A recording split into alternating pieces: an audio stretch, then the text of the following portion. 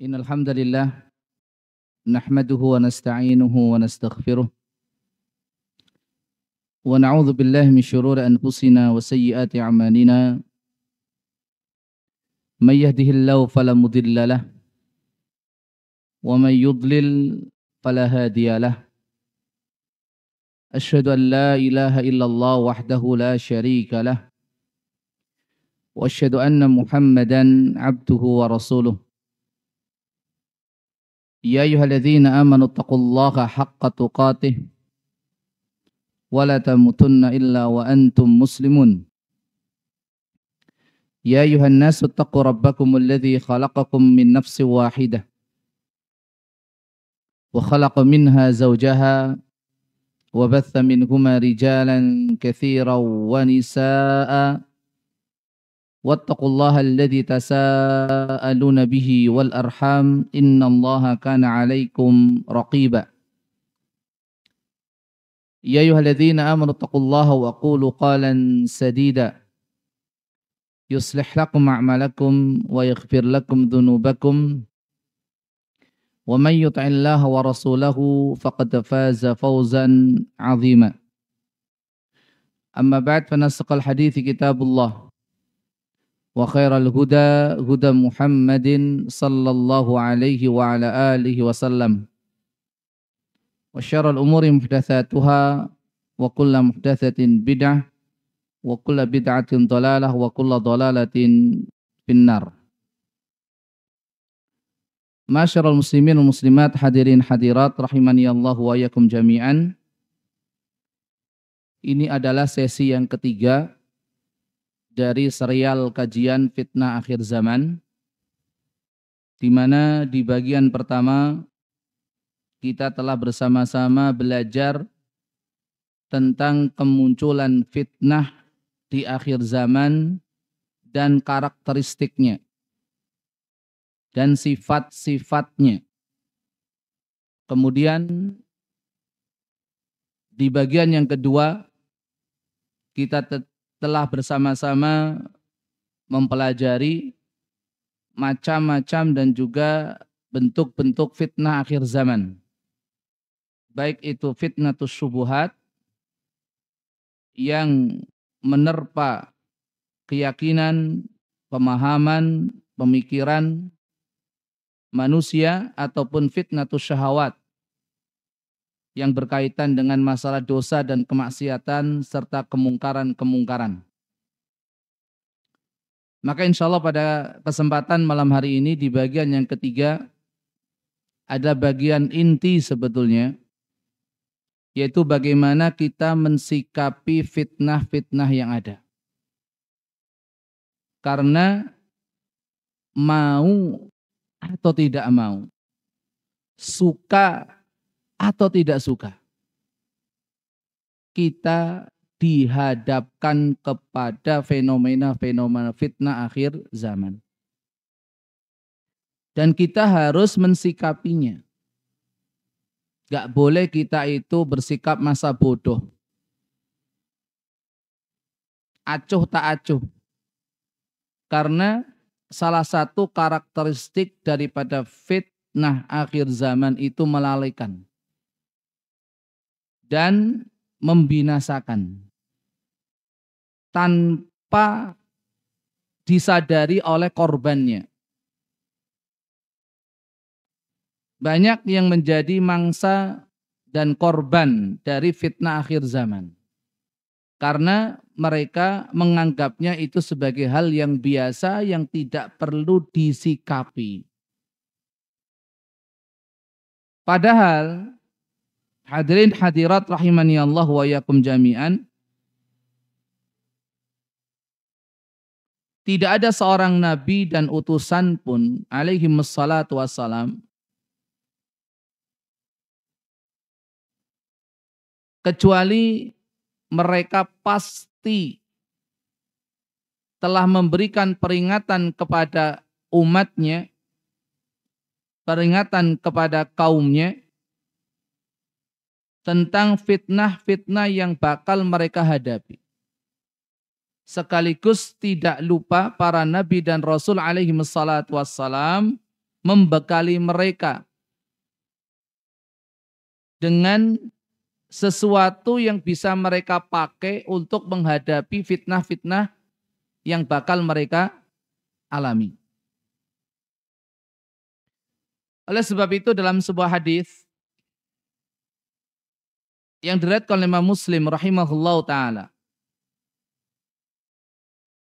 dari sahabat Abdullah ibnu Amr ibnu Al-As radhiyallahu anhuma.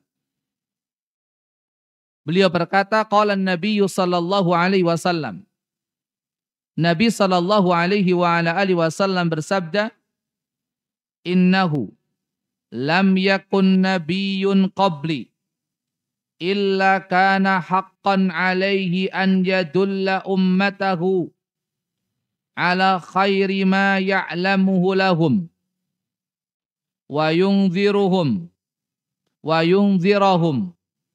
syarra ma ya'lamuhu lahum." Sesungguhnya tidak ada seorang nabi pun sebelumku, tidak ada seorang nabi pun sebelumku, alaihi wassalatu wassalam, kecuali mereka telah menunaikan kewajibannya, yaitu apa? Mengarahkan umatnya, menunjukkan umatnya kepada kebenaran, kepada kebaikan yang mereka ketahui. Wa yungdzirahum, dan mengingatkan mereka. Para nabi alaihi wassalatu wassalam mengingatkan umatnya syarra ma ya'lamuhu lahum, akan keburukan dan kejahatan yang mereka ketahui. Jadi kebaikan, keburukan yang bakal dihadapi oleh umat manusia, maka tidak ada seorang nabi pun, tidak ada seorang rasul pun alaihi wassalatu wassalam kecuali telah memberikan petunjuk kepada umat masing-masing mana yang seharusnya mereka ambil dan mana yang seharusnya mereka tinggalkan, mana yang seharusnya mereka jalankan dan mana yang seharusnya mereka jauhi sejauh-jauhnya, dan bagaimana mensikapi fitnah-fitnah yang bakal terjadi. Lalu beliau melanjutkan, wa inna ummatakum ju'ila afiyatuha fi awwaliha. Dan sesungguhnya umat kalian, yaitu umat Islam, Allah jadikan kebaikannya itu pada generasi yang awal. Allah jadikan kebaikan umat ini pada generasi yang awal. Wa sayusibu akhiraha bala'un wa umurun tungkirunaha. Sedangkan generasi-generasi akhir daripada umat ini, mereka akan menghadapi bala, musibah, fitnah, dan perkara-perkara yang tidak mereka sukai. Wa taji'ul fitanu fayuraqqiqu ba'duha ba'da. Dan akan datang berbagai macam fitnah, yang mana fitnah-fitnah yang datang belakangan itu lebih besar dan lebih berat serta lebih dahsyat daripada fitnah-fitnah sebelumnya. Sampai datang satu fitnah, wa taji'ul fitnatu fayaqulul mu'min. Ketika datang fitnah yang satu ini, seorang mukmin akan berkata kepada dirinya sendiri, hadhihi mahlakati. Ini adalah saat kebinasaanku, waktu kehancuranku. Kenapa? Karena melihat betapa dahsyatnya fitnah tersebut, betapa hebatnya fitnah tersebut, sampai seorang mukmin pun dia berandai-andai, jangan ini adalah akhir dari kehidupanku. Hadhihi muhlikati. Inilah fitnah yang akan membinasakanku. Tsumma tankashif. Ternyata bukan fitnah itu yang dimaksud. fitnah itu kemudian hilang, selesai. Wa taji'ul fitnatu, muncul fitnah yang berikutnya. Fayaqulul mu'min, maka seorang mukmin pun kembali berkata, hadhihi, mungkin yang ini, mungkin yang ini. Karena melihat fitnah-fitnah yang terjadi, semakin mendekati akhir zaman, semakin mendekati hari kiamat, itu bukan semakin ringan, tapi semakin berat.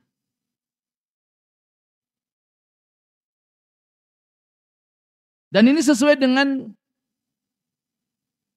apa yang pernah disabdakan Rasul yang mulia alaihi salatu wassalam dalam hadis yang lain, yang berbunyi, syarrul ayyam al-ayyamul lati talihas sa'ah.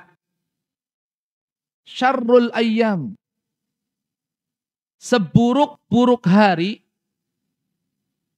sejelek-jelek masa adalah al-ayyamul lati talihas sa'ah.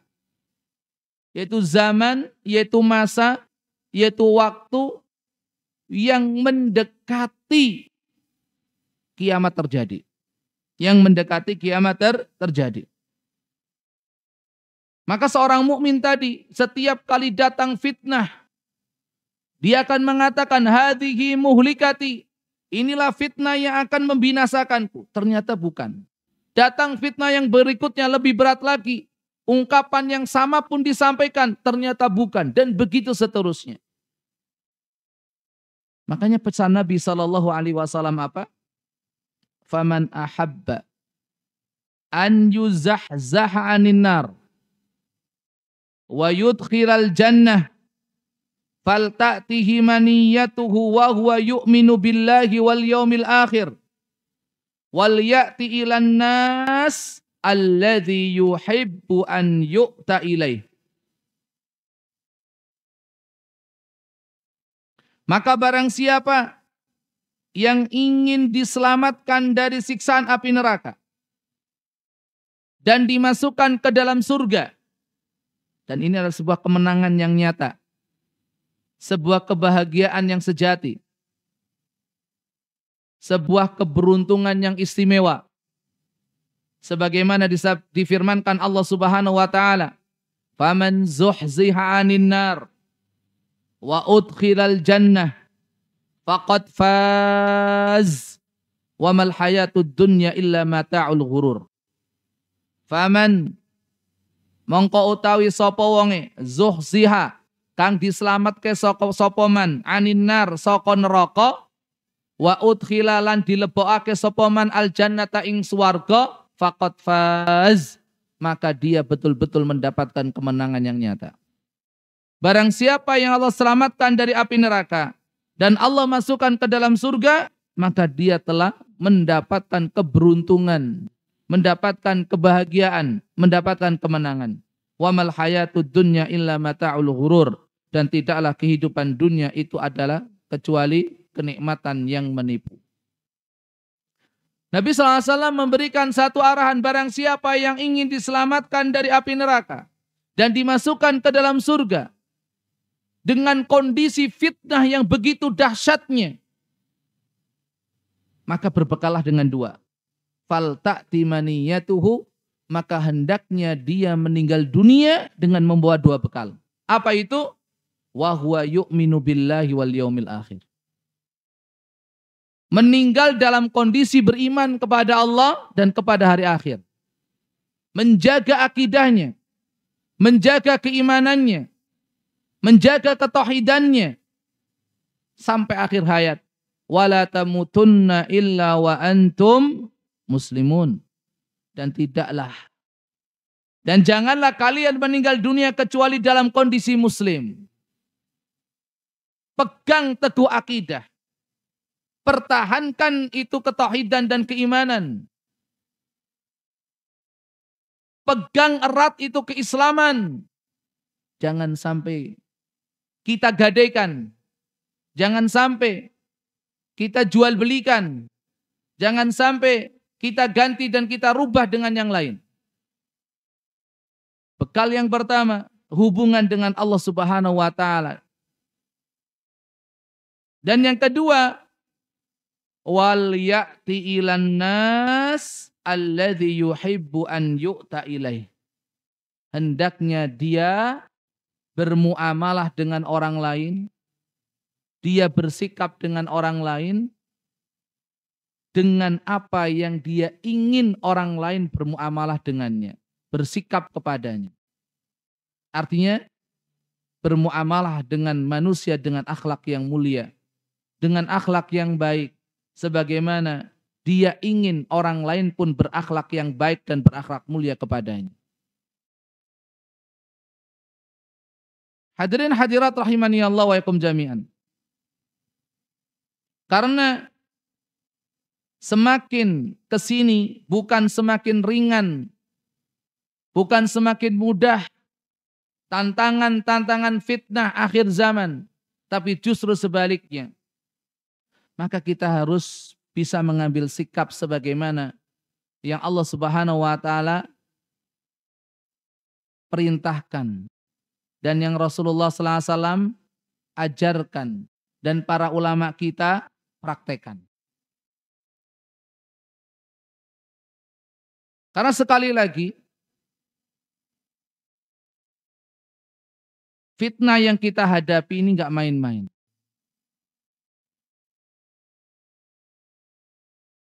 Yang sedang kita pertaruhkan adalah akhirat kita. Yang sedang kita pertaruhkan itu akhirat kita. Kalau dunia itu hanya sementara. Sahabat Ali bin Abi Thalib radhiyallahu anhu warda. Beliau menjelaskan tentang fitnah. Kemudian beliau menyampaikan tentang apa solusinya. Beliau radhiyallahu anhu warda berkata berkaitan dengan fitnah, tabda'u fi madarija khafiyah wa ta'ulu ila fadha'atin jaliyah. Fitnah itu awal kemunculannya secara bertahap itu sangat lembut samar. Sangat samar sekali, gak jelas. Begitu lembutnya, begitu tersembunyinya, begitu rahasianya. Banyak orang yang tidak menyadarinya. Tapi wata'ulu ila fadha'atin jaliyah. Tapi nanti di akhir-akhir kelihatan nyata betapa dahsyat dan luar biasanya itu fitnah. Sampai-sampai fatazihu qulubun ba'da istiqamah. Banyak hati-hati yang tumbang, menyimpang, melenceng setelah berada di atas jalur istiqamah. Watadillu rijalun ba'da salamah. Dan banyak sekali para tokoh-tokoh agama yang mereka notabene ahli ilmu, ahli ibadah, ahli ketakwaan, ahli kesalihan. Ternyata apa? Ternyata masuk ke jalur kesesatan. Tadil, sesat mereka.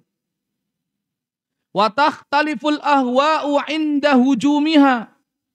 Muncul berbagai macam pemahaman, aliran, pemikiran, keyakinan yang berbeda-beda, silih berganti, menyerang hati-hati manusia.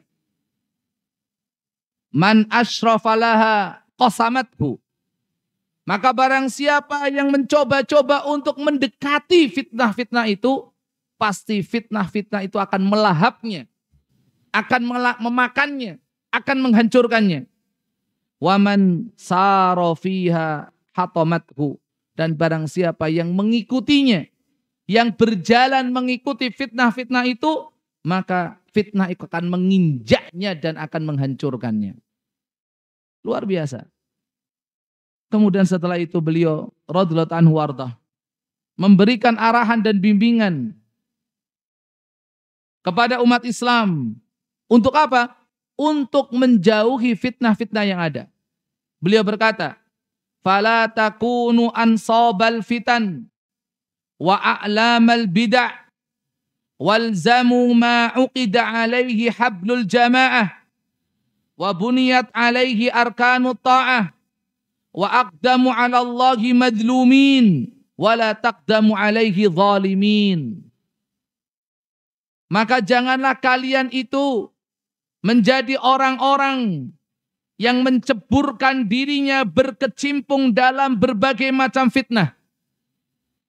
Menjadi sasaran empuk bagi fitnah-fitnah yang ada sehingga menjadi korban. Tapi berpegang teguhlah kalian dengan tali jamaah, tali persatuan. Berpegang teguhlah kalian dengan apa? Al-jamaah. Dan tetap taatlah kalian kepada para ulama dan para umara. Dan kalau bisa menghadap Allah Subhanahu wa taala dalam kondisi terzolimi, bukan dalam kondisi mendolimi. Ini Ali bin Abi Thalib radhiyallahu anhu sudah mengingatkan kita jauh-jauh hari bagaimana fitnah-fitnah yang ada itu harus disikapi. Jangan dicuekin. Jangan dibiarin. Terserah. Zaman wis koyo ngene iki wis ben. Enggak. Ini bahaya. Terus bagaimana caranya? Kita mensikapi fitnah-fitnah yang ada. Ada beberapa hal yang bisa kita jadikan sebagai bekal. Yang pertama, berbekalah dengan takwa.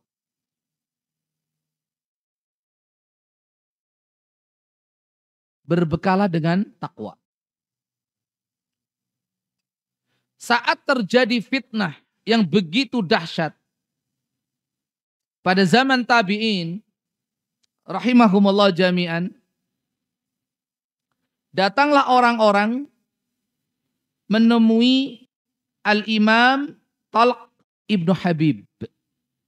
Al-Imam Talq ibnu Habib rahimahullah ta'ala.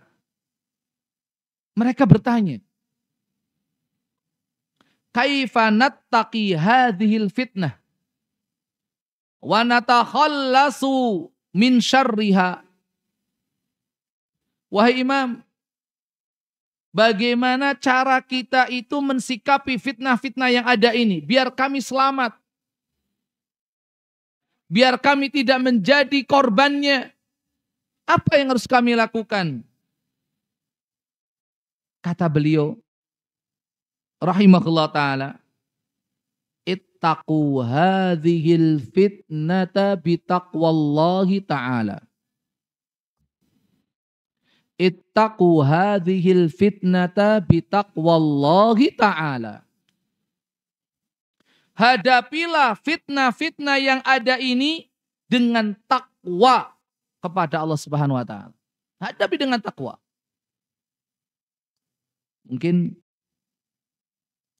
banyak di antara kita yang bertanya-tanya, piye maksudnya?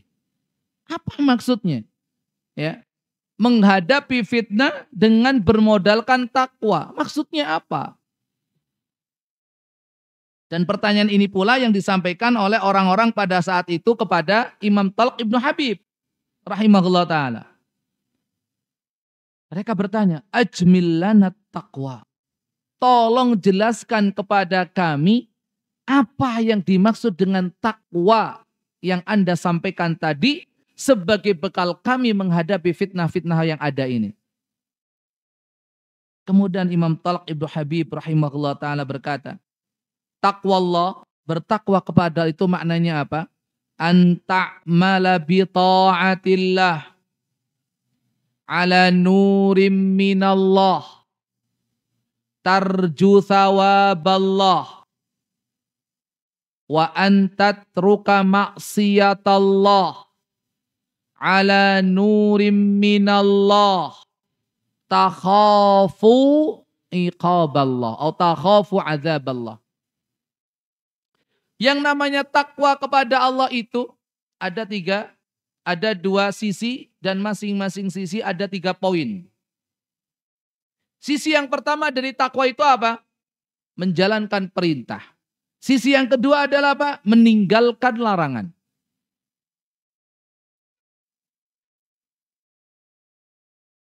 Dan masing-masing mohon maaf ada 2 poin. Ketika menjalankan perintah, anta'mala bi ta'atillah, engkau menjalankan ketaatan kepada Allah. Tapi ingat, dasarnya 2. Ala nurim minallah, atas dasar cahaya Allah, atas dasar ilmu. Kemudian yang kedua, motivasinya harus diluruskan. Tujuannya harus dibenarkan. Niatnya harus terus dikawal. Jangan sampai menyimpang. Apa itu ketika menjalankan ketaatan? Tarju thawaballah. Niatnya hanya mengharap pahala dari Allah. Kemudian poin yang kedua, sisi yang kedua adalah wa antatruka maksiatallah. Engkau tinggalkan kemaksiatan kepada Allah. Tapi dengan 2 poin penting sama dengan yang pertama. Ala nuri minallah. Ketika engkau meninggalkan maksiat, bekalmu apa? Dasarmu apa? Ilmu. Ala nuri minallah. Di atas cahaya dari Allah. Kemudian tujuanmu apa? Takhafu adzaballah. Semata-mata karena takut akan siksa Allah. Simpel. Tapi dalam prakteknya gampang atau gampang? Jalanin perintah dan ninggalin larangan. Gampang atau gampang? Mudah atau mudah? Namun kali tok kok Pak. Jalankan perintah, tinggalkanlah larangan. Itu saja. Tapi yang berat ini loh 2 ini. Apa yang kita lakukan, baik itu menjalankan perintah ataupun meninggalkan larangan, itu dasarnya harus ilmu, bukan ikut-ikutan, bukan hawa nafsu. Tapi betul-betul kita punya ilmunya. Kita punya ilmunya.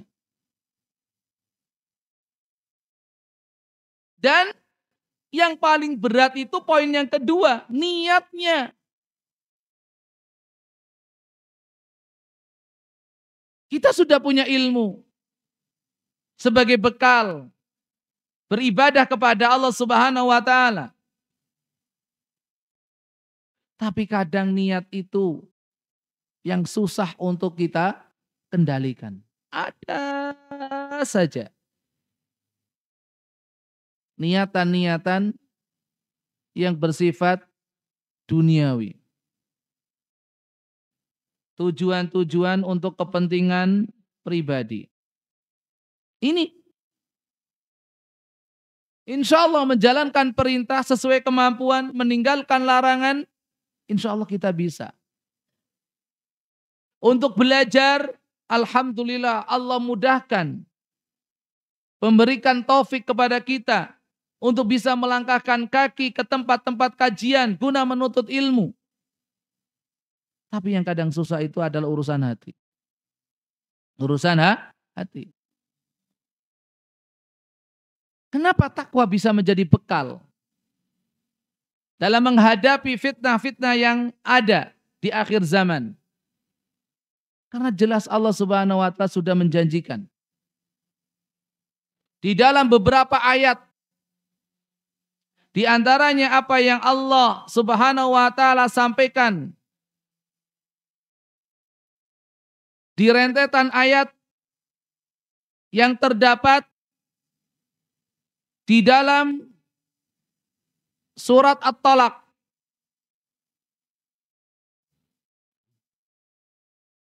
Dari ayat yang kedua, kemudian dilanjutkan dengan ayat yang keempat. Di ayat yang kedua Allah Subhanahu wa taala berfirman, "Wa may yattaqillaha yaj'al lahu makhraja."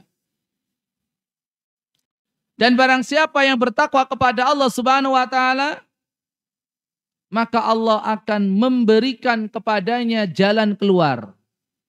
Makhraj, solusi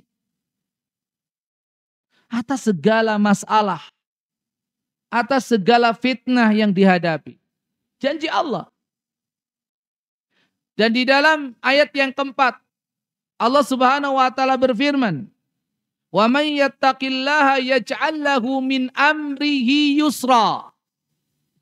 Dan barang siapa yang bertakwa kepada Allah, maka Allah akan jadikan semua urusannya mudah.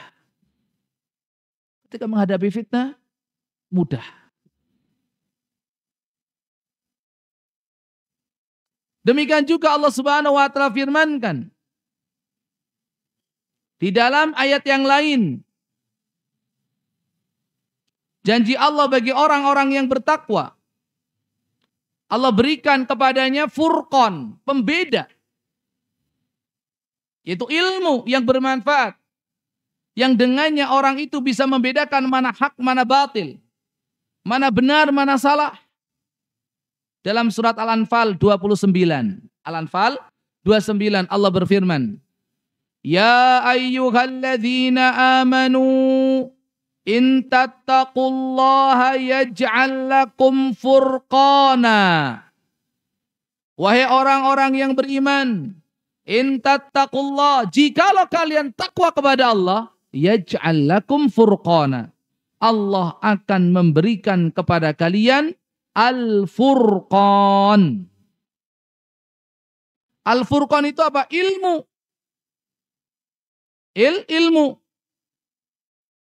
Yang dengannya seseorang bisa membedakan antara hak dan batil, antara halal dan haram, antara benar dan salah, antara hitam dan putih.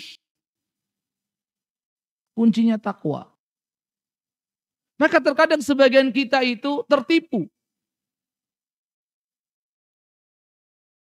dengan fenomena yang ada, kejadian peristiwa yang sedang berlangsung, atau tertipu dengan penampilan orang.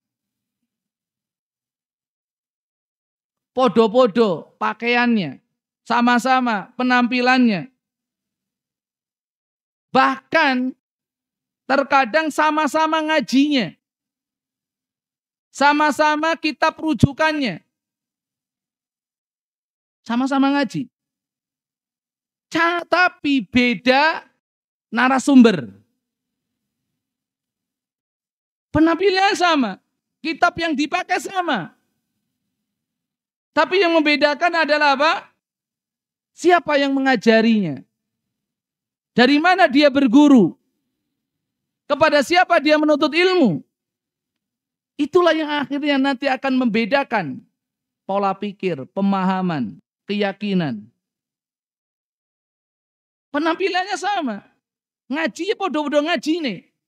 Sama-sama ngaji. Bukan sama-sama di tempat ngaji yang sama, enggak ya. Sama-sama ngaji. Cuma beda siapa? Beda guru, beda kiai, beda ustadz. Akhirnya pun pemahaman dan pemikirannya pun berbeda. Makanya hati-hati.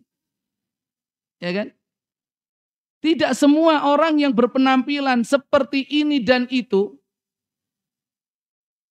tidak semua orang yang rajin ngaji, tidak semua orang yang ahli masjid, tidak semua orang yang ahli Quran,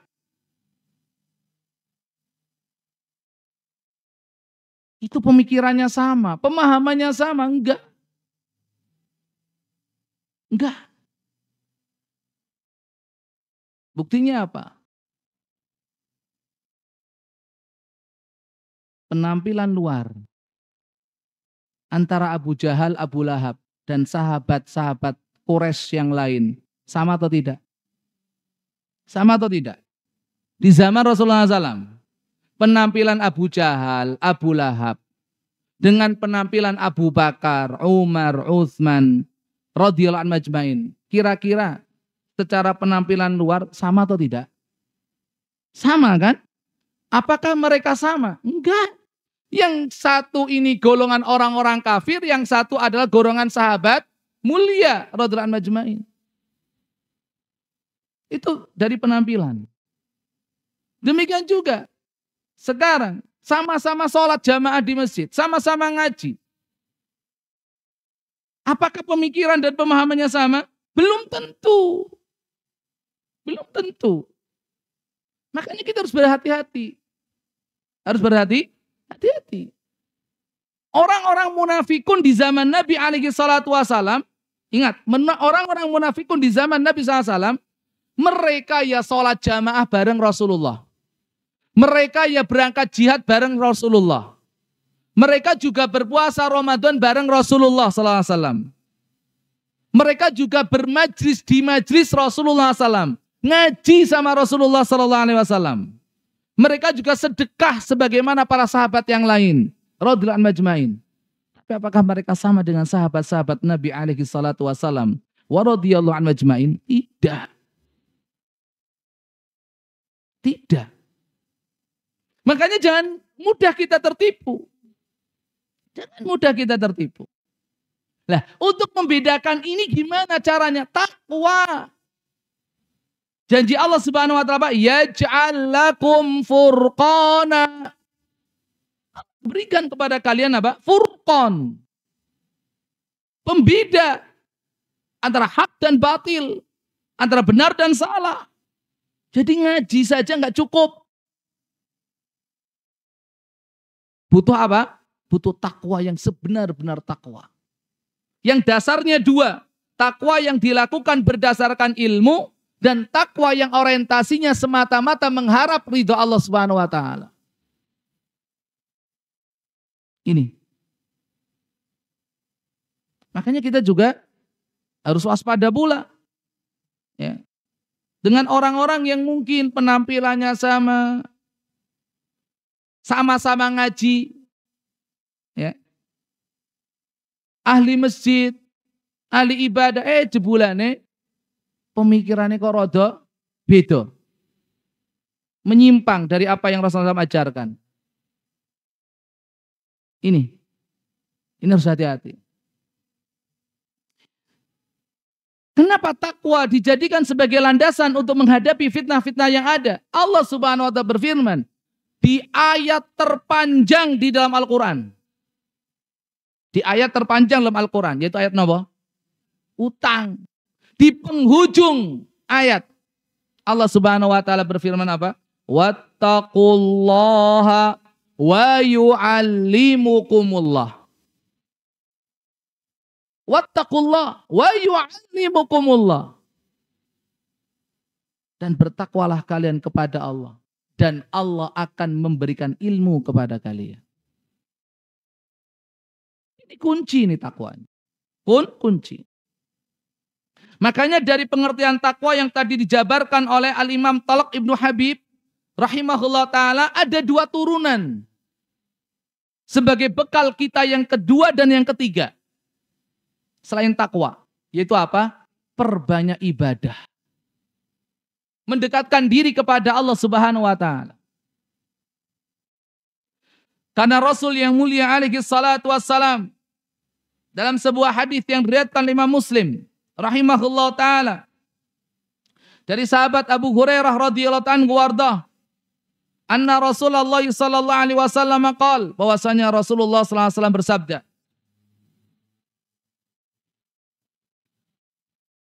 badiru bil a'mal. Segeralah kalian itu beramal, beribadah. Tapi sekali lagi ibadah yang berdasarkan ilmu.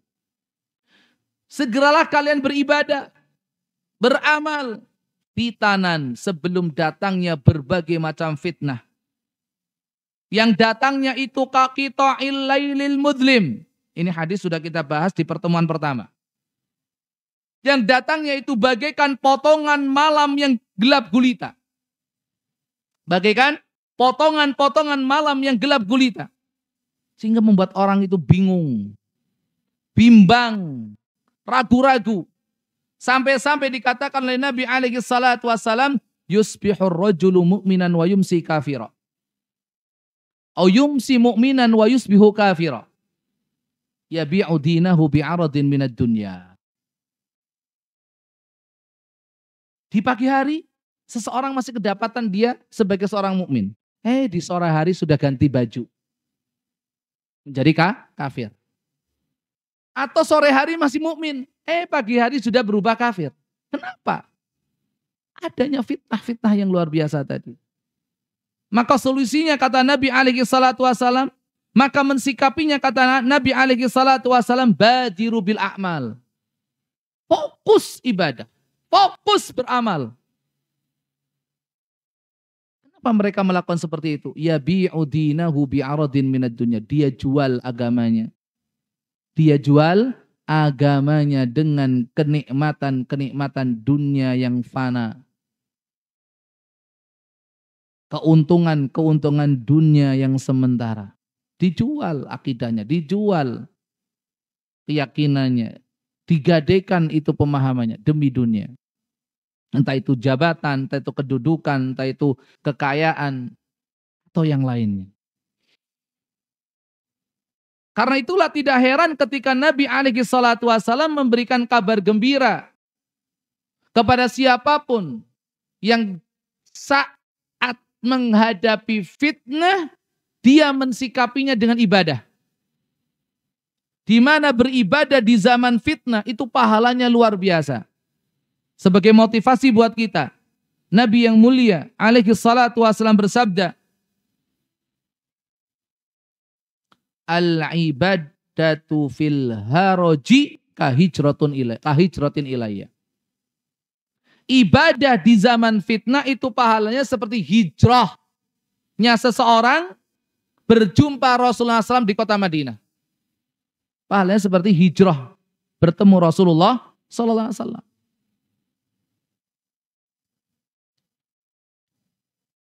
Bahkan Nabi SAW sempat bersabda di hadapan para sahabatnya yang mulia, radhiyallahu anhum ajma'in.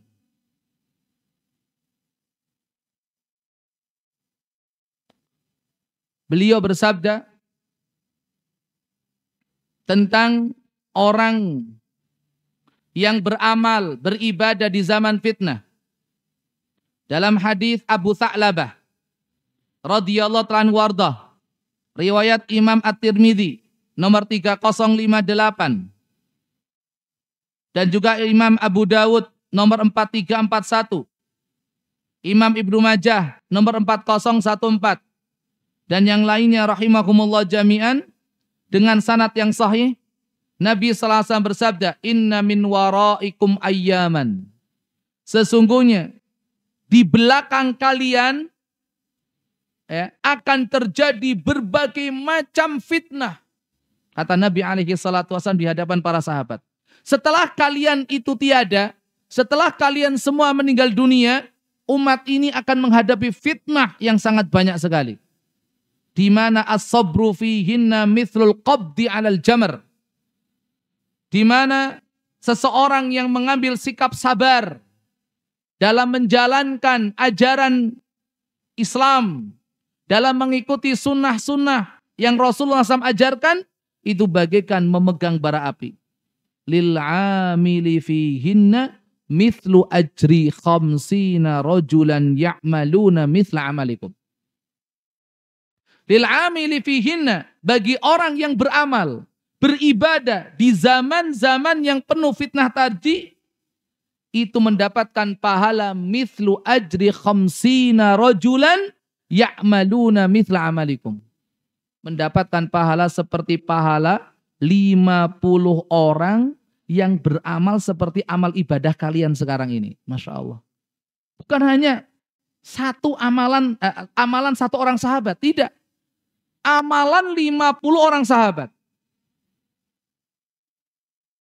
Maka ada seorang sahabat yang bertanya, "Qila ya Rasulullah, ajru khamsina minna au minhum?" Yang benar itu, pahala yang didapat oleh orang tadi, itu bagaikan amalan 50 orang dari kita atau dari mereka. Artinya dari mereka orang yang sezaman dengan orang yang beramal tadi. Atau sebanding dengan 50 orang dari kita.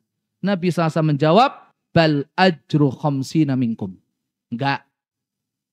Pahalanya sama dengan pahala amalan 50 orang dari kalian. Allah Akbar. Maka ketika terjadi berbagai macam fitnah, fokus ibadah. Mendekatkan diri kepada Allah Subhanahu wa taala. Kuatkan kembali ikatan kita, hubungan kita dengan Allah Azza wa Jalla. Ini. Kemudian turunan yang kedua. Dari definisi takwa yang disampaikan oleh Al-Imam Talq Ibnu Habib rahimahullah ta'ala. Apa? Pentingnya ilmu. Karena takwa itu dijalankan, baik meninggalkan larangan atau menjalankan perintah, harus berdasarkan nurun minallah, cahaya dari Allah. Harus berdasarkan ilmu. Maka hadapilah fitnah-fitnah yang ada dengan ilmu. Dan kita lihat, orang-orang yang berilmu, ketika terjadi fitnah, banyak diem. Banyak diem. Gak banyak komentar. Gak banyak memberikan tanggapan. Tapi mereka-mereka yang masih perlu belajar, yang ilmunya baru setengah-setengah, yang ngajinya itu baru selangkah, itu yang kadang merasa dirinya sudah pinter. Merasa dirinya itu sudah tahu.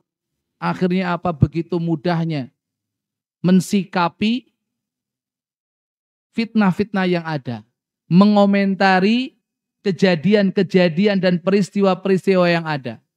Makanya nanti ada poin berikutnya dalam menghadapi fitnah itu apa? Jangan tergesa-gesa. Nanti. Biasanya orang-orang yang nyuwun sewu, ilmunya setengah-setengah, ngajinya itu baru di awal, itu yang banyak komentar. Sing ribut itu mesti. Sing ribut. Dia merasa, oh iki aku tahu ngaji, ngene iki, langsung posting, share, ini dan itu sebagainya. Tanpa apa? Melihat hakikat fitnah yang ada itu seperti apa. Ya, kayak orang yang belajar ilmu kedokteran, ilmu pengobatan baru-baru. Wah ngerti iki, obatnya iki, wah akhirnya apa? Lupa dosisnya. Nggih, Pak Dr. Sulaiman nggih. Seperti itu ya, lupa doa. Oh, pokoknya kasih ini. Tapi kalau yang sudah sepuh, sudah pengalaman, itu sangat hati-hati. Coba ini dulu. Oh, ternyata ini di observasi. Oh, ternyata enggak. Oh, mungkin ini. Tapi kalau yang baru-baru, wis langsung, nih kasih ini aja, tes, gitu kan. Tapi kalau sudah pengalaman, sudah lama, ya, itu akan hati-hati dan akan bersikap lebih bijak, telaten. Gitu gitu dokter nggih. Iya. Kalau kita yang muda-muda kan sebenarnya tas gitu ya. Gitu. Pentingnya ilmu dan pentingnya senantiasa berkonsultasi dengan ulama. Jangan bertindak sendiri. Kadang penyakit kita itu, mohon maaf, ini loncat kepada poin yang berikutnya ini sebetulnya ya. Peh rumongso, wis ngerti, sudah merasa punya ilmu, akhirnya bergerak sendiri-sendiri, tanpa konsultasi, tanpa berkoordinasi, tanpa minta nasihat, minta masukan kepada orang-orang yang lama, yang berpengalaman, yang berilmu. Ini ilmu itu penting. Makanya ketika ilmu itu sudah mulai meredup cahayanya, sebagai satu tanda akhir zaman, dan hadis ini sudah pernah kita sampaikan. Hadis ini sudah pernah kita sampaikan. Hadis Abu Hurairah radhiyallahu anhu warda, riwayat Imam Bukhari dan Imam Muslim rahimakumullah jami'an. La taqumus sa'atu hatta yuqbadal ilmu wa takthuraz zalazilu wa yataqarabaz zamanu wa tadhharal fitanu wa yakthural haraju. Tidaklah kiamat itu terjadi sampai hatta yuqbadal ilmu, sampai ilmu itu dicabut. Wa takthuraz zalazilu, dan banyak terjadi gempa. Wa yataqarabaz zamanu, dan waktu itu semakin singkat rasanya. Jarak itu semakin dekat rasanya. Wa tadhhara al-fitan, dan banyak bermunculan fitnah-fitnah. Ini betul. Tadinya fitnah itu kecil, ringan, gak kelihatan. Tapi yang memperbesar itu siapa? Yang memperparah siapa? Yang memperluas areanya itu siapa? Yang memunculkan dan menampaikannya itu siapa? Orang-orang yang ilmunya setengah-setengah. Yang masih perlu banyak belajar lagi. Tadinya ini masalah santai, biasa. Tapi begitu banyak orang berkomentar, ngasih tanggapan. Semua orang boleh berpendapat. Apalagi sekarang era media sosial yang terbukanya luar biasa seperti itu. Akhirnya kabeh wong ngerti, semakin meluas, semakin parah, semakin menjadi-jadi, semakin susah untuk diselesaikan. Dan tidak mudah untuk dikendalikan. Ini. Maka pentingnya ilmu, pentingnya belajar, pentingnya kita itu terus berada di samping para ulama. Dan kembalikan fitnah-fitnah itu kepada ahlinya. Untuk disikapi. Jangan kita, bukan kita. Kita itu bukan levelnya. Kapasitas kita bukan sampai nggak sampai ke situ. Makanya Allah Subhanahu wa taala itu menyindir para sahabat radhiyallahu anhum majma'in. Atau sebagian sahabat radhiyallahu anhum majma'in. Dan mayoritas ya, ini adalah sindiran untuk siapa? Untuk orang-orang munafikun. Dalam surat An-Nisa ayat 83. An-Nisa 83. Ketika orang-orang itu tidak mengembalikan urusan kepada ahlinya, kepada para ulama. Allah menyindir kita semuanya sekarang melalui ayat ini. Wa idza ja'ahum amrum minal amni al-awil khaufi adza'u bih. Wa idza ja'ahum, dan apabila datang kepada mereka amrun, suatu urusan, satu masalah, sebuah berita, sebuah isu, minal amni awil khaufi, baik itu kaitannya dengan masalah keamanan ataupun masalah yang akan menimbulkan kekacauan, adza'u bih, mereka cepat-cepat menyebarkannya.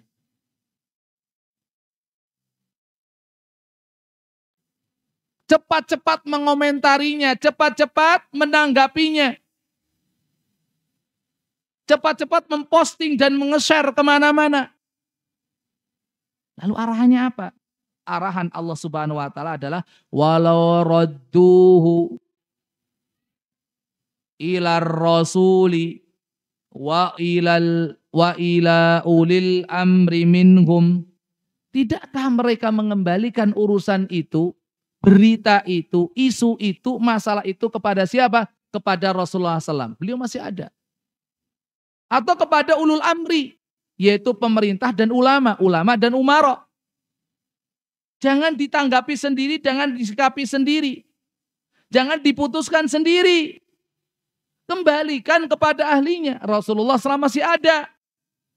Ketika beliau sudah tiada, kembalikan kepada ulul amri, yaitu ulama dan umara. Kalau itu yang dilakukan, la'alimahul ladzina yastambitunahu minhum, maka akan muncul satu keputusan, satu kebijakan, satu sikap yang betul-betul berdasarkan ilmu. Bukan emosi sesaat. Bukan hawa nafsu, tidak. Makanya Allah ingatkan, walaula fadlullahi alaikum wa rahmatuh. Kalau bukan karena karunia Allah Kalau bukan karena rahmat Allah yang Allah turunkan kepada kalian, lattaba'tumus syaitana illa qalila. Kalian pasti akan mengikuti setan kecuali hanya sedikit saja di antara kalian. Kembalikan kepada ilmu, kembalikan kepada ulama, kembalikan kepada ahlinya. Tapi memang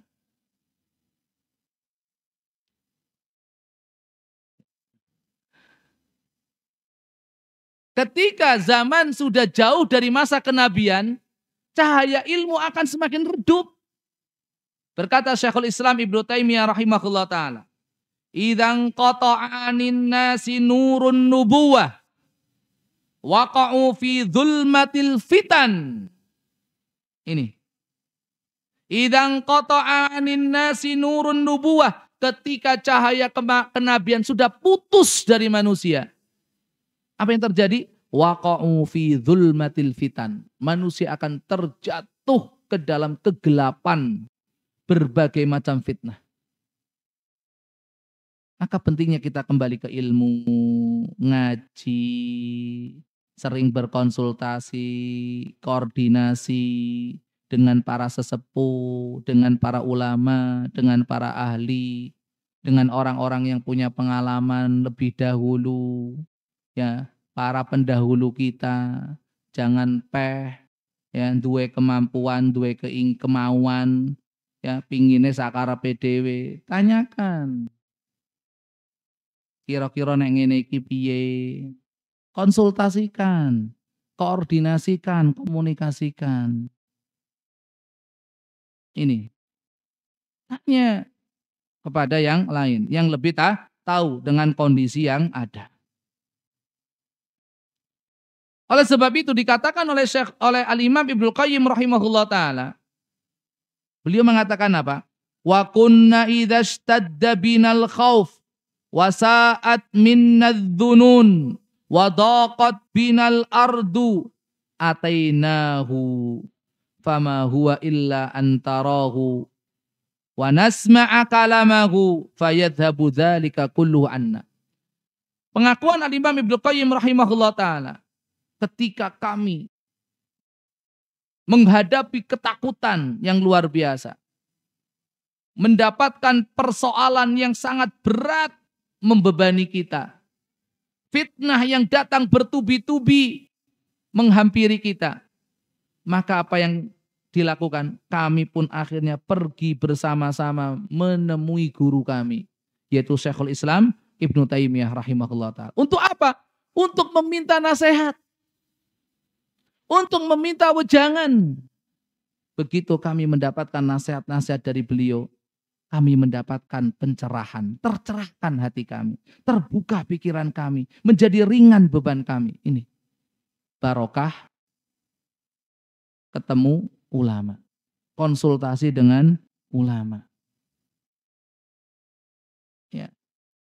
Janganlah kita itu mengabaikan para sesepuh kita, para pendahulu kita, para ahli ilmu kita. Ya, ini.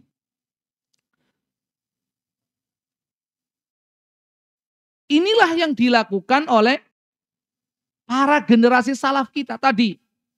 Ketika terjadi fitnah di zaman tabi'in, mereka rahimahumullah jami'an datang kepada siapa? Kepada Talq ibnu Habib rahimahullah ta'ala. Dan pernah pula terjadi, sehingga nanti kita akan masuk ke poin yang keempat. Sikap yang kita ambil ketika terjadi fitnah. Yaitu apa? Pernah terjadi di zaman tabi'in. Fitnah yang begitu dahsyatnya. Yaitu apa? Fitnah yang berasal dari seorang pemimpin yang zalim. Kezaliman Al-Hajjaj ibnu Yusuf yang sudah melampaui batas. Sehingga banyak orang yang tidak tahan menghadapinya. Datanglah mereka para tabi'in rahimahumullah jami'an. Sebagaimana yang dituturkan oleh Az-Zubair ibnu Adi. Az-Zubair ibnu Adi rahimahullah. Dakhalna ala Anas ibn Malik radhiyallahu anhu Fasyaqauna ilaihi ma nalqa minal hajjaj. Kami datang menemui sahabat Anas ibnu Malik radhiyallahu anhu warda.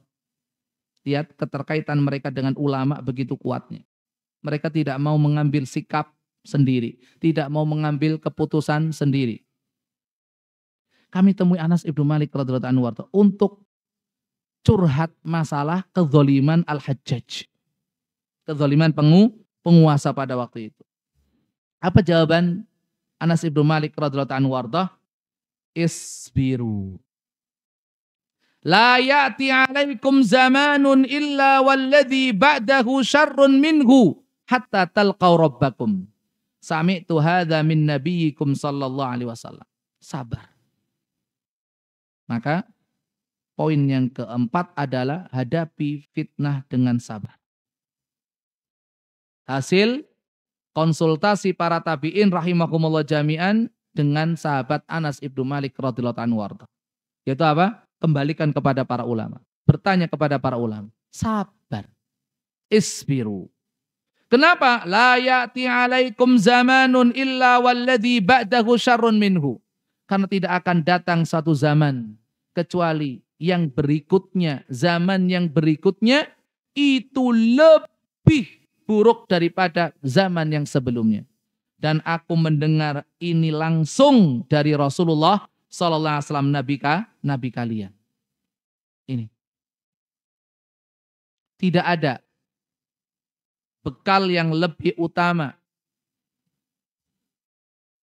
selain sabar menghadapi fitnah-fitnah yang ada. Karena itulah Al-Imam Ibnul Qayyim rahimahullah ta'ala mengatakan, laisa liman qad futina bi fitnatin dawaun mithlus sabr. Tidak ada obat yang paling mujarab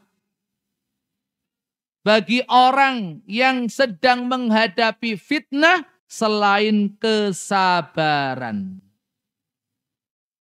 Selain kesabaran. Ini kata beliau.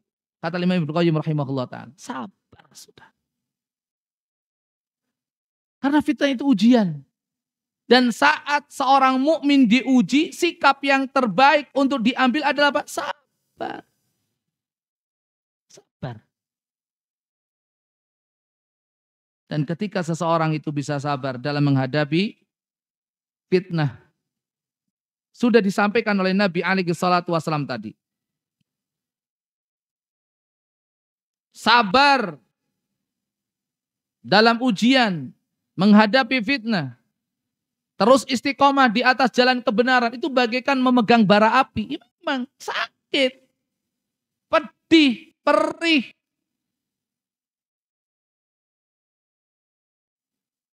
Sabar itu memang pahit. Betul. As-sabru murrul madhaq, tapi hulwul awaqib. Sabar itu rasanya pahit, tapi manis dan lezat hasilnya. Itu. Dan tidak semua orang bisa sabar menghadapi berbagai macam fitnah yang ada.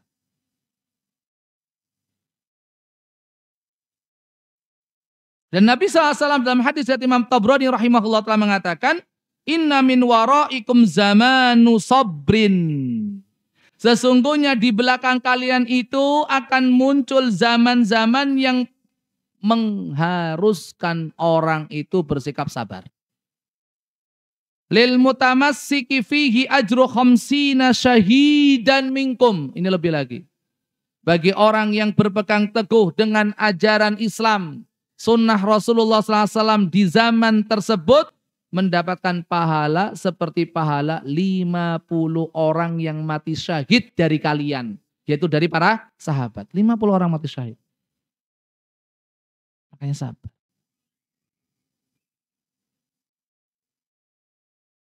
Sabar dengan menjaga lisan. Jangan tergesa-gesa memberikan komentar. Sabar mengendalikan tangan, jari-jari tangan. Ojo gampang nulis komentar, nulis tanggapan, nge-share masalah, posting berita. Seperti tadi dalam surat An-Nisa 83 tadi. Jangan buru-buru. Poin yang nomor 5. Hadapi fitnah itu dengan sikap hati-hati.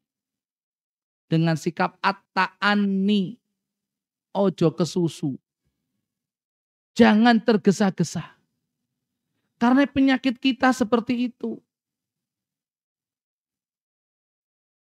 Kadang orang itu berdakwah, pinginin ndang cepet, status, tapi tanpa memikirkan akibat kedepannya seperti apa. Makanya sering Al-Imam Ibnul Qayyim rahimahullah ta'ala itu mengingatkan tentang satu macam fikih, satu jenis fikih. Dan sering saya ucapkan di sini, atau berapa kali, yang disebut dengan fiqhul ma'alat. Fiqhul ma'alat. Fikih tentang apa? Tentang sebab akibat. Tentang efek dari sebuah sikap, sebuah ucapan, sebuah perbuatan, sebuah tulisan, sebuah komentar, sebuah kegiatan. Dipikir masak-masak, dipertimbangkan maslahat mafsadatnya seperti apa. Kira-kira nek kaya ngene iki efeknya kaya ngopo? Akibatnya seperti apa? Jangan tergesa-gesa. Step by step, sedikit demi sedikit, selangkah demi selangkah. Kadang nyuwun sewu, kita itu begitu tergesa-gesa, pingin langsung gede, langsung pingin wah. Yang dicari hanya euforia sesaat. Yang perlu kita telateni, yang perlu kita openi, yang perlu kita jalani dengan tekun, opo sing jadi rutinitas sudah. Sing rutin-rutin wae. Sebagian orang pingin, wah, nganake tablik akbar misalkan. Contoh misalkan ya. Atau ngundang ustadz dari luar yang tarafnya internasional atau nasional lah sudah. Apik tujuannya. Bagus itu niatnya. Ya. Tapi kadang kurang memperhatikan apa? Kondisi yang ada. Terburu-buru. Pingin yang cepet-cepet gede. Ya karena memang kita itu hidup di zaman yang mana semuanya serba instan. Saiki sarjana jurusan teknik. Apa saiki teksikober ngitung-hitungan. Teksikober hitung-hitungan sing jurusan teknik. Enggak kan? Wis pun enten aplikasine sedaya, nggih mboten? Nggih. Ngitung iku wis eneng rumuse. Ya. Sudah ada aplikasinya. Semuanya serba instan memang. Itu yang zaman kita. Pinginnya ngaji yang ngono kuwi. Pinginnya dakwah yang ngono kuwi. Ngerti itu langsung gede. Wah gitu kan. Enggak, berproses lah. Jangan tergesa-gesa. Ali bin Abi Thalib radhiyallahu anhu kembali mengingatkan kita. Di zaman fitnah tolong perhatikan wasiat beliau. La takunu ujulan madayi'a budhuron. Singkat nasihat beliau. La takunu ujulan madayi'a budhuron. Fa inna min waraikum bala'an mubarrihan. Janganlah kalian itu di zaman yang penuh dengan fitnah di akhir zaman ini menjadi orang salah satu di antara 3 orang ini. Yang pertama ujulan. Ujulan itu napa? Alladzina yata'ajjaluna fil umuri wala yata'annauna. Yaitu orang-orang yang tergesa-gesa dalam segala urusan. Kadang urusan keturunan ngono kuwi. Pengin ndang cepet duwe anak. Makane 3 wulan bar nikah langsung brojol gitu. Pengin cepet-cepet duwe anak. Ngono kuwi kadang. Pengin instan. Pengin instan ya Allah. Jangan tergesa-gesa. La takunu ujulan. Ojo kesusu. Jangan tergesa-gesa. Pikirkan. Ya, pertimbangkan, renungkan. Yang kedua, madhayi'a. Jangan pula kalian orang yang suka apa? suka nyebar berita. Suka nyebar berita. Suka posting berita. Madhaye. Madhaye itu dari media. Yaitu apa? Radio. Nyebarke suara nang ngendi-ngendi. Nyebarke berita nang ngendi-ngendi. Tanpa dicek terlebih dahulu kebenarannya. Ini yang memperkeruh zaman fitnah ya orang-orang yang seperti ini. Wis kesusu, gitu kan? Senenge nyebar ke isu, berita-berita sing kadang nggak bermutu, sing kadang gawe orang nesu, gitu, gawe orang nesu. Itu loh, ya itu tadi. Madhaye. Kemudian budhuron, jangan menjadi orang-orang yang suka menebar fitnah, budhur. Menebar benih-benih permusuhan, kebencian, fitnah dan sebagainya. Jangan. Ta'anni, slow, pikir mateng. Ya, dipertimbangkan masak. Ampun kesusu, jangan tergesa-gesa. Ini penting. Ini penting. Makanya yang terakhir dan bukan yang paling akhir. Nomor pinten? Takwa, ibadah, ilmu, sabar, kemudian ojo kesusu. Betul-betul dipikirkan dengan baik-baik. Terakhir saya ingin menyampaikan satu hadis.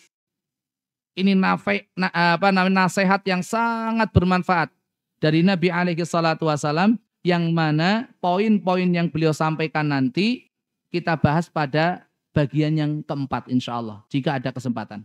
Mungkin barba'do. Nggih, barba'do, bariyoyo insyaallah. Satu hadis yang menjadi bekal kita, muqaddimah bagi kita untuk kajian yang keempat. Nyuwun ngapunten, kowe ora rampung-rampung. Nah nggih. Salahin jenengan nyuwune fitnah akhir zaman ya ora bakal rampung kita. Sajane yang betul-betul bakal rampung. Saya akan menyampaikan hadis ini saja sebagai modal untuk kajian yang berikutnya. Dari Abdullah ibnu Amr ibnu Al-As radhiyallahu anhuma, anna Rasulullah sallallahu alaihi wasallam dzakarul fitnah. Bahwasanya suatu hari Rasulullah sallallahu alaihi wasallam itu menyebutkan fitnah. Lantas beliau bersabda, "Idza ra'aitumun nasa qad marajat uhuduhum wa khaffat amanatuhum wa kanu hakadha wa syabaka baina asabi'ihi. Fakultu, kaifa af'alu inda dhalik? Qala, ilzam baitak wamlik alaika lisanak wa khudh bima ta'rif wa da' ma tunkir wa alaika bi amri khassati nafsika wa da' anka amrul amah." Ada 4. Suatu ketika Nabi SAW menyebutkan fitnah. Seraya bersabda, ketika kalian melihat orang-orang sudah menyalahi janji-janji mereka dan mengabaikan amanah serta tanggung jawab mereka, dan mereka saling bermusuhan, saling bertikai, saling berselisih seperti ini. Kemudian Abdullah bin Amr bin As radhiyallahu anhu bertanya, "Ya Rasulullah, apa yang harus aku lakukan ketika zaman itu terjadi? Ketika fitnah itu saya hadapi?" Kata Nabi sallallahu alaihi wasallam, "Ilzam baitak." Maknane nopo? Mangke. Wis. Wa amlik alaika lisanak. Wa khudh bima ta'rif wa da' ma tunkir. Wa alaika bi amri khassati nafsika wa da'anka amrul amah. Tetap tinggal di rumah, jaga lisanmu, ambil yang ma'ruf, tinggalkan yang mungkar, dan fokuslah untuk dirimu sendiri, tinggalkan perkara-perkara yang gak ada manfaatnya. Itu dalam kondisi fitnah. Ini pembahasannya insya Allah akan kita bahas pada pertemuan yang akan datang insyaallah ta'ala. Di sini ada surat, mohon nasihat katanya ini. Kalau nyuwun izin mas niki nggih, insyaallah 2-3 menit saja. Mboten napa-napa nggih. Nggih. Assalamualaikum. Kalau nulis assalamualaikum sakjane lengkap mawon nggih, ben entuk 30. Assalamualaikum warahmatullahi wabarakatuh. Nah, Waalaikumsalam. Ya, warahmatullahi wabarakatuh. Mohon nasihat dan arahannya terkait satu kelompok yang ditengarai ya alirannya radikal yang tidak bisa atau sulit untuk kita bedakan karena penampilan mereka sama seperti kita, yakni seorang muslim ya. Bagaimana kiatnya untuk membedakan ini agar kami tidak ikut tersesat dalam pemahaman yang radikal tersebut? Apakah dengan melihat latar belakang keterkaitan dengan tokoh-tokoh tertentu atau dilihat dari kitab yang sedang dikaji? Ya, ini ditulis mohon ditanggapi. Waduh. Tadi sudah kita singgung di awal nggih. Di sela-sela niki kowe. Ya. Cara untuk menghadapi yang seperti ini dengan ilmu. Dengan ilmu. Ya. Dan sudah kita sampaikan tadi, dilihat dari apa? Dari ngajinya kemana? Siapa gurunya? Kitab yang dikaji itu apa? Itu jelas sudah. Kemudian ketika ngobrol keseharian dengan kita, kira-kira seperti apa isi obrolannya? Kira-kira kalau kita dapatkan hal yang janggal, oh berarti ada indikasi ke sana. Sudah. Makanya berhati-hatilah dengan orang yang seperti ini karena apa? Ini bagaikan virus. Nek kuman bakteri sakit dipecahi, sakit toh? Nek kuman bisa dimusnahkan. Bakteri juga bisa dimatikan, tapi kalau virus enggak, bisanya hanya dilemahkan. Ini virus. Jenisnya bukan dari kuman atau bakteri, tapi virus. Bahaya. Dan perkembangannya, ngerusaknya itu begitu cepat. Makanya kalau kita misalkan dapat orang kok kayak gini, ada tanda-tanda yang seperti jauhi sudah. Karena itu membawa virus yang sangat berbahaya sekali. Ketika sudah terjangkiti, susah untuk keluar, susah untuk sembuh, kecuali dengan izin Allah Subhanahu wa Ta'ala. Dan ini virus itu sudah ada sejak zaman Rasulullah. Ya, jadi pemahaman-pemahaman radikal itu sudah ada sejak zaman Rasulullah SAW. Dengan dua macamnya, radikal dalam masalah pemahaman dan pemikiran, radikal dalam masalah peribadatan. Ya. Hulu ya dalam masalah ibadah amaliyah dan masalah pemahaman ilmiah, pemikiran, keyakinan. Ya, untuk masalah ibadah itu ditengarai dengan datangnya 3 orang ke rumah Rasulullah SAW menanyakan bagaimana ibadahnya Rasulullah SAW. Kemudian diceritakan oleh Aisyah atau oleh salah satu di antara istri-istri beliau radhiyallahu anhunna jami'an. Akhirnya ketiga orang ini bertekad, saya nggak mau nikah, pokoknya hidupnya bujang terus, pokoknya mau ibadah, nggak mau nikah. Yang satu mau puasa terus, ora pedot-pedot. Yang satu mau qiyamul lail terus, sholat malam terus nggak akan tidur. Ini radikal nih. Tapi dalam urusan ibadah, dalam urusan ibadah, maka ditegur sama Rasulullah SAW. Aku itu orang yang paling takut kepada Allah di antara kalian. Aku orang yang paling bertakwa kepada Allah daripada kalian. Tapi aku nikah. Aku juga tidur. Aku juga tidak berpuasa. Maka Nabi SAW menyatakan, faman rohiba an sunnati falaysa minni. Barang siapa yang tidak suka sunnahku, dia bukan dari golonganku. Ini radikal dari satu sisi, itu ibadah. Yang paling berbahaya itu adalah yang bersifat pemikiran. Itu ada di zaman Rasulullah SAW. Yaitu pada saat Rasulullah SAW membagi harta rampasan perang Hunain. Harta rampasan perang Hunain. Beliau mengambil satu kebijakan, harta rampasan perang ini dibagi kepada al-mu'allafatu qulubuhum. Yaitu orang-orang yang baru masuk Islam. Karena perang Hunain itu kan terjadi setelah Fatu Makkah. Setelah Rasulullah SAW masuk kota Mekah, membukanya menjadi negara Islam, ya. Kemudian Rasulullah SAW habis itu berangkat menuju Hunain. Dan dalam perang Hunain ini Rasulullah SAW mendapatkan kemenangan sekaligus mendapatkan harta rampasan yang begitu banyak. Saat bagi-bagi harta rampasan, beliau lebih mengutamakan orang-orang yang baru masuk Islam, yang ikut perang. Biar mereka semakin mantap imannya, semakin kuat Islamnya. Ternyata hal ini diprotes sama orang yang namanya Dzul Huwaisirah. Sahabat. Tapi dia memiliki pemikiran yang radikal. Datang Rasulullah SAW. Ya Muhammad, i'dil ya Muhammad. Wahai Muhammad, kamu gak adil. Kok membagi harta rampasan perang seperti ini? Lihat. Yang dituju pertama kali, orang yang punya pemikiran radikal adalah apa? Suka nyalah-nyalahin pemerintah. Suka nyalah-nyalahin pemerintah. Rasulullah disalahkan. Melecehkan para ulama. Tanda kedua. Ya. Suka mengkafirkan, menyesatkan orang dengan mudah. Suka kekerasan, itu. Dzul Huwaisirah ini seperti itu. Maka Umar atau Khalid ibnul Walid, kalau nggak salah satu di antara dua orang ini, radhiyallahu anhum jami'an, minta izin. Ya Rasulullah, aku penggal leher orang itu. Enggak. Karena dia masih dalam barisan sahabat. Khawatirnya nanti dikatakan Nabi Muhammad membunuh sahabatnya. Ingat, dari orang ini akan muncul pemikiran radikal. Yamruquna minad-din kama yamruqu as-sahmu minar ramiyah. Mereka akan keluar dari agama seperti keluarnya anak panah dari sasarannya.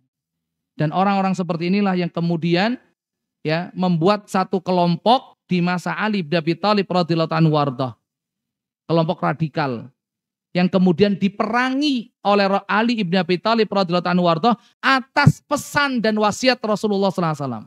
Diperangi, dibasmi sama Ali radhiyallahu anhu wardah. Dari sekian ribu cuma tinggal 7 orang yang tersisa. 7 orang yang tersisa dari mereka. Dibasmi pemikiran orang-orang yang mengikuti pemikiran radikal ini. Karena kewajiban pemerintah itu membasminya. Ya, untuk memberangusnya. Cuma tinggal 7 orang. Tersebar kemana-mana. Akhirnya pemikirannya sampai kepada zaman sekarang ini. Ya. Dan ketika diskusi dialog dengan Abdullah bin Abbas radhiyallahu anhu jami'an, mereka menghina Abdullah bin Abbas. Ulama sahabat dihina. Ya, mengkritik para sahabat ini. Makanya sekali lagi ya, pemikiran-pemikiran yang seperti ini sampai hari kiamat itu nggak akan pupus, nggak akan hangus, nggak akan hilang. Ya, setiap zaman pasti ada orang-orang yang punya pemikiran seperti ini.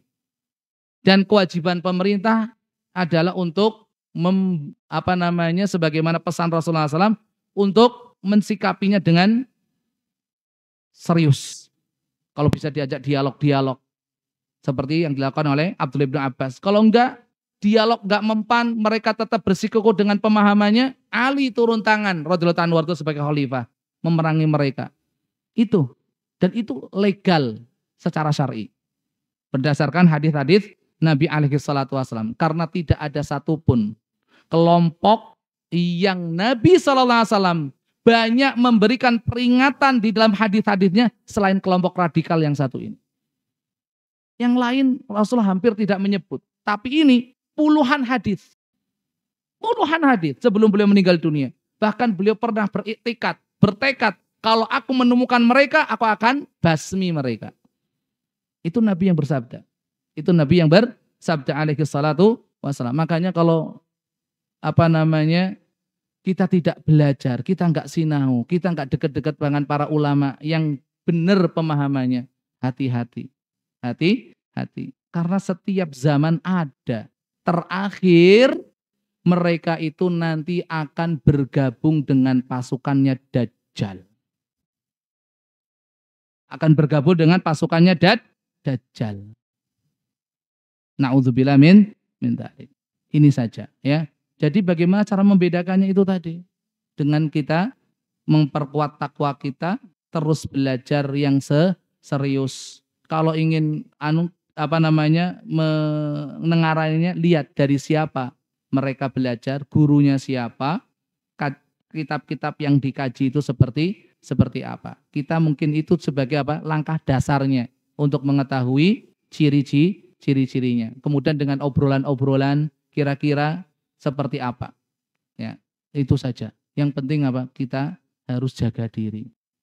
Harus jaga diri, jangan sampai terinfeksi virus-virus yang seperti ini. Na'udzubillah min dzalik. Nanti ada poin mensikapi fitnah dengan apa? Memperbanyak doa kepada Allah Subhanahu wa taala. Ini saja dulu, mohon maaf molor panjang ya.